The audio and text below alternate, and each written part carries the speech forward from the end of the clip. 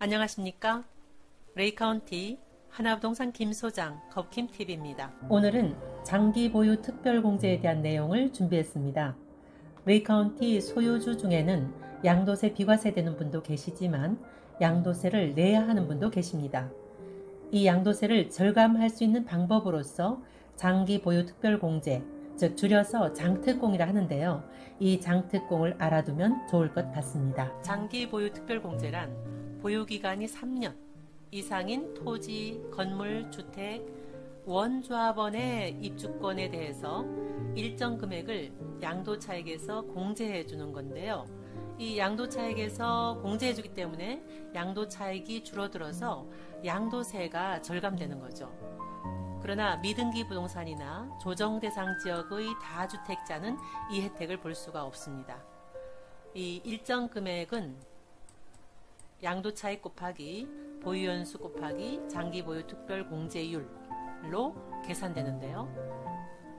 이것을 다시 한번 표로 정리해보면 3년 이상 보유한 토지, 아파트형 공장 상가, 주택, 원조합원의 조합원 입주권, 또 조정지역의 다주택자는 제외된다고 했는데 아까 1세대 1주택이면은 조정지역도 비과세죠. 그런데 12억 초과분에 대해서는 세금을 내야 되잖아요. 이 12억 초과분에 대해서 공제를 해주는데 공제 금액은 어떻게 계산하느냐?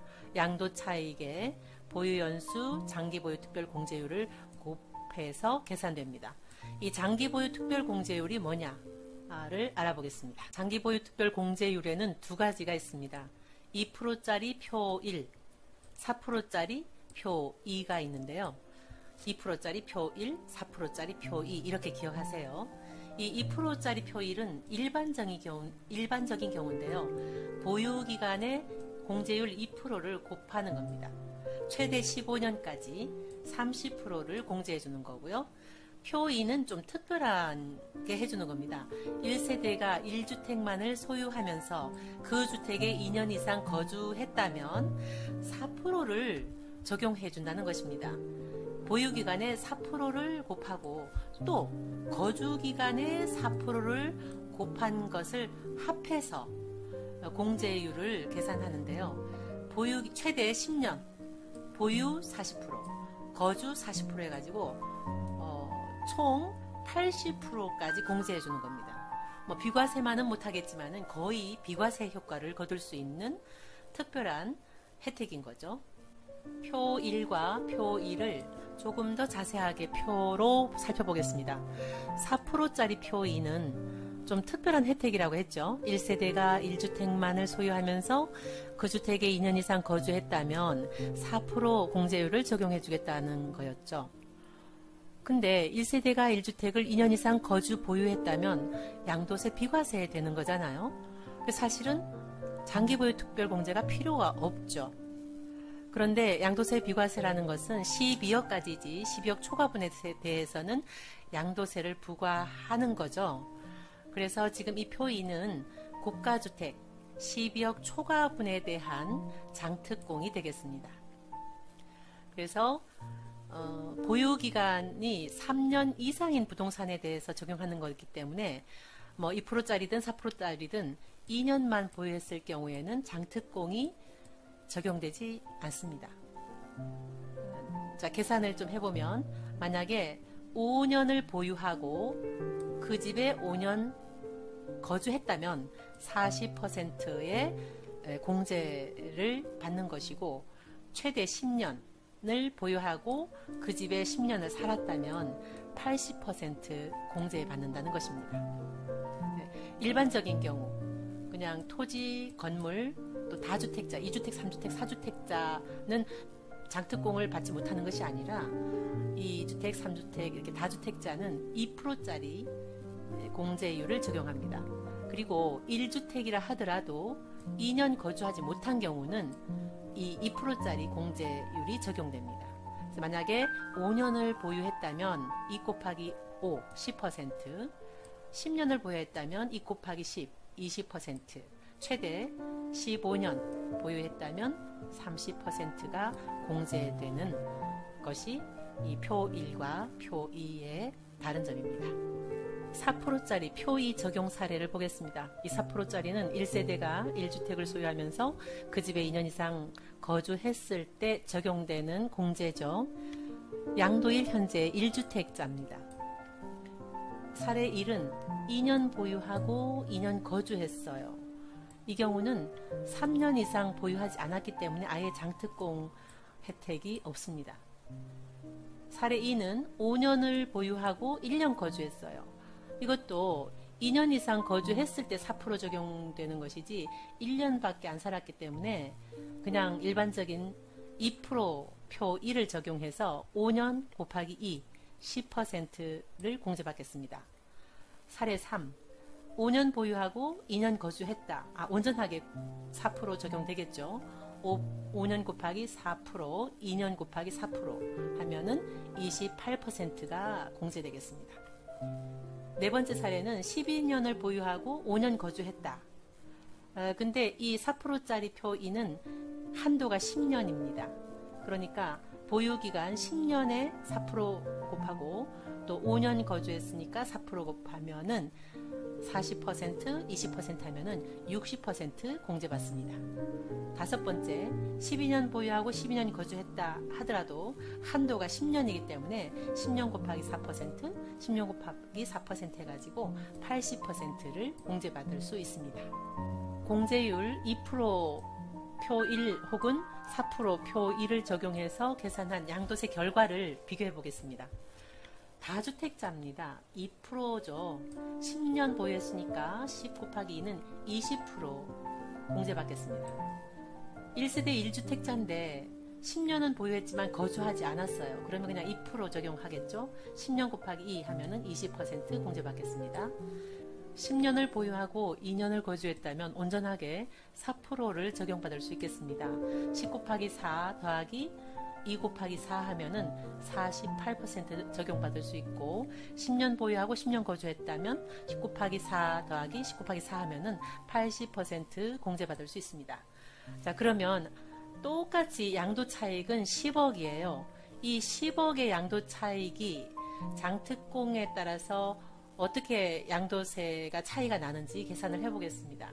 이 10억에 대해서 20% 공제받으니까 2억이 공제되죠. 그리고 기본공제 250만원 빼면 과세표준 7억 9,750만원에 대해서 양도세가 부과되고요. 이 금액은 42%의 양도세가 적용됩니다. 그러면 여기에다가 누진공제 하면은 양도세가 2억 9,901만원이 되겠습니다. 10년 보유하고 거주하지 않은 주택은 20% 공제받아서 2억이 공제되고 기본공제 250만원 하면은 똑같이 7억 9,750만원이 과세표준이 되고 누진공제해서 똑같이 2억 9,901만원의 양도세가 나옵니다. 이 경우는 48% 4억 8천만원이 공제되어서 기본공제하면은 과세표준이 5억 1,750만원이 되고 이 금액은 양도세율이 42% 적용되고 누진공제하면은 1억 8,141만원이 나옵니다. 2년을 거주했더니 무려 한 1억 정도 세금이 줄어들었죠. 그 다음에 80% 적용되는 경우는 무려 8억이 공제되는 겁니다. 기본공제하면 과세표준은 1억 9,750만원이 되고 양도세율도 낮아져서 38% 적용되고 누진공제하면은 세금은 5,511만원이 됩니다. 이렇게 2년 거주기간이 이 양도세에 굉장히 크게 영향을 미치고 있다는 것을 알 수 있습니다. 원조합원의 장특공 계산법을 보겠습니다. 이때 입주권 상태로 양도할 때 보유기간을 어떻게 잡아주느냐 하는 건데요. 이 입주권은 단순한 권리이지 부동산이 아니기 때문에 이 입주권으로 있는 이 시기는 보유기간으로 인정하지 않습니다. 그래서 입주권으로 양도할 때에는 이때까지 이 관리처분 계획 인가일까지만 종전 취득일로부터 인가일까지만 보유기간으로 잡아주고요. 만약에 입주권으로 팔지 않고 신축주택이 완공되어서 이때 팔게 되면 이 종전주택 취득일로부터 이 양도일까지 전부 보유기간으로 인정해줍니다. 그리고 거주기간도 실제 거주기간, 즉 입주권으로 팔 때는 종전주택으로 거주했던 기간만이 거주기간이 되겠죠. 만약에 이 신축주택이 완공돼서 팔게 되면 종전주택에 거주했던 기간과 신축주택에 거주했던 기간을 합해 주는 거죠. 분담금을 납부한 경우는 좀 계산이 복잡해집니다. 이 조합원 분양가 속에는 종전주택분의 권리가와 분담금 납부분이 있죠. 그래서 이 종전주택분과 분담금 납부분의 보유기간, 거주기간 산정이 다릅니다. 종전주택분은 종전주택 취득일로부터 신축주택 양도일까지를 전부 보유기간으로 잡아주지만은 분담금 납부분에 대해서는 관리처분 인가일부터 신축주택 양도일까지만 보유기간으로 잡아주고요. 거주기간도 종전주택분은 종전주택에 거주했던 기간과 신축주택에 거주했던 기간을 합해주지만 분담금 납부분에 대해서는 신축주택 거주기간만 거주기간으로 잡아주는 겁니다. 양도세를 계산할 때 그 양도 차익을 계산하는 것도 권리가가 만들어낸 양도 차익, 분담금이 만들어낸 양도 차익을 달리 계산하기 때문에 이 입주권 그 분담금을 납부한 입주권 양도세 계산이 굉장히 복잡합니다. 그래서 이 고가주택 레이카운티 101이나 114 타입을 매매하시는 분은 반드시 자격이 있는 세무사에게 세무 상담을 하시고 상담하시면서 내가 이 집을 팔면 양도세 신고도 의뢰하겠다 하고 상담 수수료를 책정하시면 좋을 것 같습니다. 지금까지 좀 복잡하게 느끼셨을 텐데요. 간단히 마무리하면 이렇습니다. 레이카운티는 입주권이든 분양권이든 취득할 때 비조정지역이었기 때문에 양도세 비과세 받기 위해서 거주할 의무는 없습니다. 승계조합원 입주권이나 분양권의 경우 1세대 1주택 2년 보유하면 비과세 됩니다. 원조합원도 1세대 1주택 12억 이하라면 이미 비과세 됩니다. 그런데 원조합원인데 1세대 1주택인데 그것이 12억을 초과하는 고가주택이라면 레이카운티 101, 114 타입과 같은 고가주택이라면 12억 초과분에 대해서는 비과세가 안 되기 때문에 종전주택에 2년을 거주했다면 상관없지만 그렇지 않다면은 지금 이 신축주택에 2년을 거주해서 장기보유 특별공제를 받으시면 양도세를 절감할 수 있겠다는 말씀 드립니다. 지금까지 레이카운티 하나부동산 김소장 거북힘TV였습니다. 오늘은 양도세를 절감할 수 있는 장기보유 특별공제에 대해 알아봤습니다. 도움되셨다면 좋아요와 구독 꾹 눌러주시면 큰 힘이 되겠습니다. 시청해 주셔서 감사합니다.